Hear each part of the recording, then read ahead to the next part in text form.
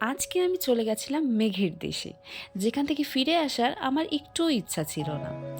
আর ভাইয়ের সাথে বেরিয়ে পড়েছিলাম একটু পাহাড় ঘুরতে। আজকের ওয়েদারটা এতটাই দারুণ ছিল যে আমি তোমাদের বলে বোঝাতে পারবো না। ভাই আর আমার প্ল্যান হলে আমাদের জন্য একটাই ঠিকানা হয়ে যায়, সেটাই শুধুই পাহাড়। আর পাহাড়ে গিয়ে আমরা কিন্তু এই জিনিসটাকে কখনোই মিস করতে পারি না, আর সেটাই শুধু মোমো।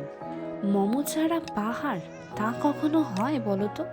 মোমো খেয়ে আমরা কিছু ফটোগ্রাফি করে আমরা আবার আরো উপরের দিকে উঠে পড়ি। যত উপরে যাচ্ছিলাম ততই যেন মনে হচ্ছিল পাহাড়গুলো মনে হয় আমি এই ধরতে পারবো। যেন মনে হচ্ছিল আমি যেন এখানেই থেকে যাই।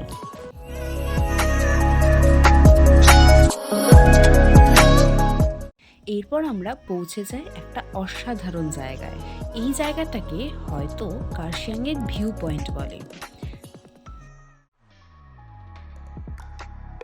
এরপর আমরা আরও উপরে চলে যাই, কারণ আমরা জানতে পেরেছি আর 3 কিলোমিটার গেলে পরেই নাকি দার্জিলিংয়ের ডাউহিল। আর ডাউহিলের এত কাছে চলে এসেছি, ডাউহিল না গেলে হয় নাকি? সেখানে গিয়ে দেখি জায়গাটাকে এত সুন্দরভাবে সাজিয়েছে, দেখে যেন একদম মন ভরে গেল। তারপর সেখান থেকে আমরা ফিরে আসি। আমাদের ফিরতে ফিরতে অনেক রাত হয়ে গেছিল। ওকে, চলো দেখা হবে নেক্সট ব্লগে।